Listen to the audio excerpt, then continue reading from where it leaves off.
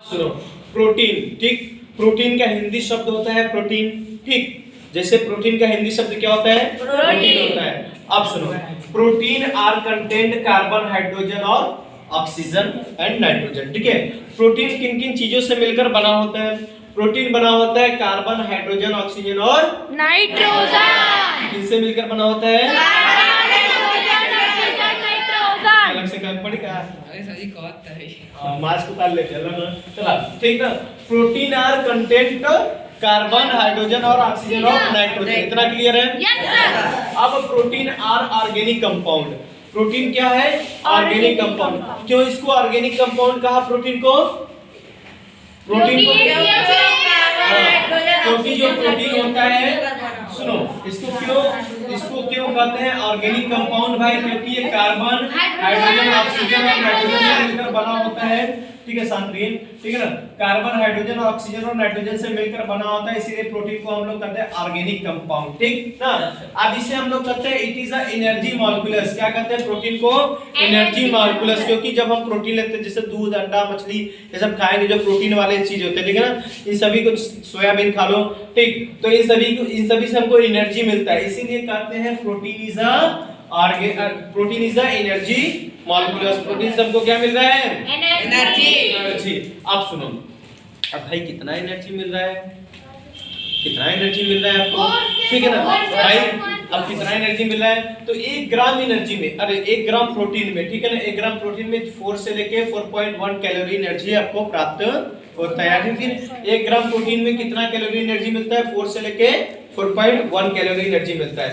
Protein शब्द, अरे sorry, protein की डिस्कवरी की यदि हम बात करें, जैसे प्रोटीन के अंदर क्या क्या पाया गया, प्रोटीन के अंदर 1 ग्राम प्रोटीन लेने से कितना एनर्जी मिला, प्रोटीन कैसा मॉलिक्यूलस एनर्जी है, फिर प्रोटीन के अंदर कौन सा कार्बनिक यौगिक है, इन सभी का खोज, इन सभी का डिस्कवरी किसे? मूलर नाम का साइंटिस्ट ने किया। हिंदी में इसे मूलर कहते हैं, इंग्लिश में क्या कहते हैं? मल्डर, ठीक है ना। जो प्रोटीन का डिस्कवरी किया है, प्रोटीन को जिसने खोजा है, डिस्कवरी ऑफ प्रोटीन, मल्डर नाम का साइंटिस्ट ने प्रोटीन शब्द का, अरे सॉरी, प्रोटीन का खोज किया है। इतना बात क्लियर हुआ? ठीक। अब सुनो, जो ये प्रोटीन होता है, प्रोटीन का टर्म, जैसे प्रोटीन जो शब्द होता है, जो प्रोटीन किसी को चेयर पे मार नहीं हिल रहा है ना। Term was given by Berzelius. Protein term was given by Berzelius. मतलब प्रोटीन शब्द का खोज किसने किया? बर्जीलियस ने। Very good. अब जो प्रोटीन का भाई एक स्ट्रक्चर, संरचना होता है, ठीक है ना, तो प्रोटीन का जो संरचना होता है, उस चीज का खोज किसने किया है? पॉलिंग ने क्या दिया है? स्ट्रक्चर ऑफ प्रोटीन को दिया है, मतलब गिवन बाय पॉलिंग, ठीक है ना। Structure of protein given by polling के द्वारा किस चीज का खोज किया गया है?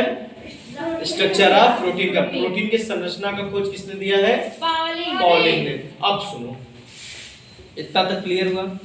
ठीक। अब सुनो, यूनिट ऑफ प्रोटीन, जो प्रोटीन का यूनिट होता है, इकाई होता है, उसे हम लोग कहते हैं अमीनो एसिड। क्या कहते हैं? Amino acid. अब सुनो, अमीनो एसिड क्या होता है? ये प्रोटीन की सबसे छोटी यूनिट होती है, यानी इकाई होती है। तो कई सारा जब अमीनो एसिड आपस में मिलते हैं तो हमारा क्या बनता है? प्रोटीन ना। कई सारे, जैसे ऐसे कई सारे अमीनो एसिड आपस में मिलते हैं तो क्या बनता है? प्रोटीन। अब कई सारा प्रोटीन आपस में मिलता है तो क्या बनता है? एक बड़ा, कई सारा प्रोटीन आपस में मिलता है तो एक बड़ा प्रोटीन बनता है, ठीक है ना। अब कई सारा बड़ा अमीनो एसिड होता है, जब इसका ब्रेक डाउन होता है तो एक सिंगल अमीनो एसिड बनता है, ठीक। कितना बातें क्लियर है ना? भाई साहब, जो प्रोटीन होते हैं, ठीक है ना, प्रोटीन होते हैं, उसकी सबसे छोटी इकाई अमीनो एसिड होता है। क्यों? क्योंकि जब बहुत सारे अमीनो एसिड आपस में ऐड होते हैं, जब कई सारे अमीनो एसिड क्या होते हैं? आपस में ऐड होते हैं, ऐसे, ठीक है ना, ऐसे ऐड होते हैं, तो उसी को हम लोग कहते हैं अमीनो एसिड। जब कई सारे लॉन्गेस्ट अमीनो एसिड आपस में ब्रेक डाउन करता है तो सिंगल अमीनो एसिड मिलता है। जब कई सारे लॉन्गेस्ट अमीनो एसिड आपस में ब्रेक डाउन होता है, यानी वो बेटा टूटता है, ठीक है ना। ब्रेक डाउन मतलब विखंडित होना, यानी टूटना, ठीक, तो सिंगल अमीनो एसिड होता है। अब जब सिंगल अमीनो एसिड, कई सारे अमीनो एसिड आपस में एक समूह बनाएगा, एक ग्रुप बनाएगा, तो उसे हम लोग क्या बोलेंगे? प्रोटीन। Very good. चलिए अब आगे देखिए। अब भाई कितने अमीनो एसिड आपस में मिलेंगे, कितने अमीनो एसिड आपस में मिलेंगे तो हमारा प्रोटीन बनेगा? तो 20 अमीनो एसिड आपस में ऐड होंगे तो क्या बनेगा? प्रोटीन। अब भाई अमीनो एसिड जुड़ रहा है, अमीनो एसिड जुड़ा है, तो भाई हमने आपको बताया अमीनो एसिड किस बॉन्ड से जुड़ा है? सिंगल बॉन्ड से। जो एक अमीनो एसिड है दूसरे अमीनो एसिड से किस बॉन्ड से मतलब कि अटैचमेंट हो रहा है, सिंगल बॉन्ड से। किस बॉन्ड से? सिंगल बॉन्ड से। उस सिंगल बॉन्ड का नाम बताइए जो एक अमीनो एसिड को दूसरे अमीनो एसिड में जोड़ता है। उस अमीनो एसिड का नाम बताइए जो एक अमीनो एसिड को दूसरे अमीनो एसिड में ज्वाइन करता है, जोड़ता है, तो इसे कहते हैं पेप्टाइड बॉन्ड। क्या कहते हैं? Peptide bond. अब कई सारे ऐसे पेप्टाइड बॉन्ड, जब 20 पेप्टाइड बॉन्ड आपस में जुड़ेंगे तो उसी को हम लोग क्या कहेंगे? प्रोटीन। ये तो बातें क्लियर हुआ? अब सुनो स्ट्रक्चर ऑफ प्रोटीन की, प्रोटीन की संरचना। इतना बातें क्लियर है ना अमीनो एसिड में। अब हम बात करेंगे प्रोटीन की संरचना की, स्ट्रक्चर ऑफ प्रोटीन ना।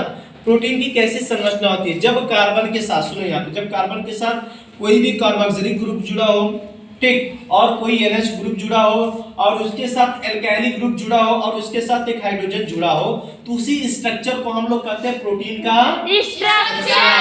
अब भाई सुनो, अब इसके एक मॉलिक्यूल्स के ऊपर प्लस चार्ज है, एक मॉलिक्यूल्स के ऊपर माइनस चार्ज है। जब, ठीक है ना, जब एक समूह में या फिर एक ग्रुप में दो अलग अलग टाइप्स के, दो अलग अलग प्रकार के, ठीक है ना, आपस में चार्ज पाए जाते हैं। भाई इस पे कौन सा चार्ज है? Plus charge. इस पे कौन सा चार्ज है? माइनस चार्ज है। जब एक ही संरचना में, एक ही स्ट्रक्चर में, एक ही ग्रुप में दो मॉलिक्यूल्स है, 2 मॉलिक्यूल्स है और उनका चार्ज डिफरेंट होता है, तो उसी को हम लोग कहते हैं एम्फोटेरिक। यानी उसी को हम लोग क्या कहते हैं? एम्फोटेरिक, यानी उभयधर्मी कहते हैं। यानी क्लियर है? ठीक है ना। जब एक ग्रुप में बेटा, एक ही ग्रुप है, उस ग्रुप के अंदर दो अलग अलग टाइप के क्या है? मॉलिक्यूल्स है और उन पे चार्ज भी डिफरेंट है, अलग अलग है। तो उस चार्ज को हम लोग जब एक ही साथ माइनस प्लस चार्ज जब आपस में पाए जाते हैं तो उसी चार्ज को हम लोग क्या कहते हैं? एम्फोटेरिक, उभयधर्मी। इतना क्लियर हुआ? Yes sir. अरे बोलो भाई। Yes sir. हाँ, ऐसे नहीं क्लियर होगा तो फिर भी बताइएगा ना। चलिए अब क्लियर हुआ यहाँ तक? अरे भाई अभी यहाँ तक क्लियर हुआ? जिनको नहीं समझ आया फिर से सुन लो। जब कार्बन के साथ एक हाइड्रोजन जुड़ता है, उसके साथ कोई भी क्या होता है?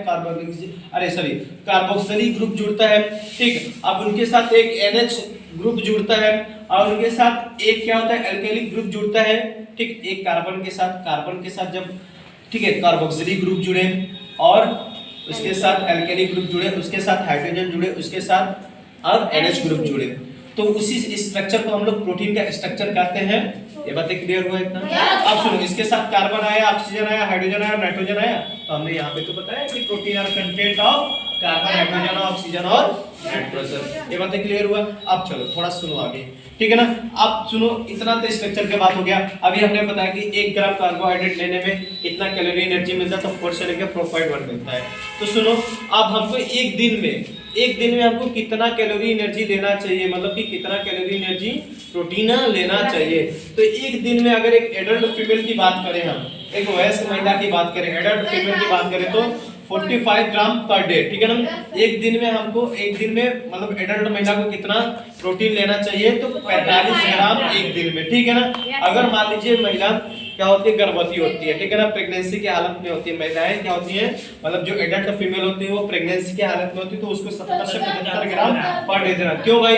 क्योंकि जो माता के अंदर जो मतलब प्रेगनेंसी महिला है उनके अंदर जो बच्चा है उसको भी तो प्रोटीन चाहिए जीवित होने के लिए पेट में, तो इसीलिए उनको ज्यादा प्रोटीन का आवश्यकता होता है, ठीक है ना। अब एडल्ट मेल की बात करें भाई, तो जो मेल होते हैं भाई ना, वो फीमेल से ज्यादा मेहनत करते हैं, है कि नहीं। तो उनको 55 ग्राम पर डे में एनर्जी प्रोटीन लेना चाहिए। ये बातें क्लियर? अगर हम बात करें चाइल्ड की, बच्चों की, जो छोटे बच्चे होते हैं, ठीक है ना, वो कितना एक दिन में प्रोटीन ले? तो 90 ग्राम एक दिन में पर डे में। क्यों भाई? क्योंकि हमने आपको बताया है कि जो प्रोटीन होते हैं ये हमारे मसल्स को बनाने में हेल्पफुल होते हैं, हमारे बोन्स को बनाने में हेल्पफुल होते हैं, हमारे मसूड़ों के जो जॉ होते हैं, जॉ के जो मसल्स होते हैं उसको बनाने में है बहुत ज़्यादा हेल्पफुल होते हैं, और हमारे हेयर को बनाने में, हेड वाले शीर को बनाने में बहुत हेल्पफुल होते हैं।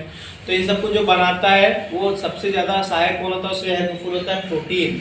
तो बच्चे छोटे होते हैं तो उनको प्रोटीन जब ज़्यादा लगे तभी ना जल्दी से बढ़ेंगे, ठीक है। इसीलिए बच्चों को ज़्यादा प्रोटीन देना चाहिए। मतलब एक दिन में कितना? 90 ग्राम प्रोटीन देना चाहिए, ठीक है। कल के लिए हम पढ़ेंगे प्रोटीन ऑफ फंक्शन, ठीक।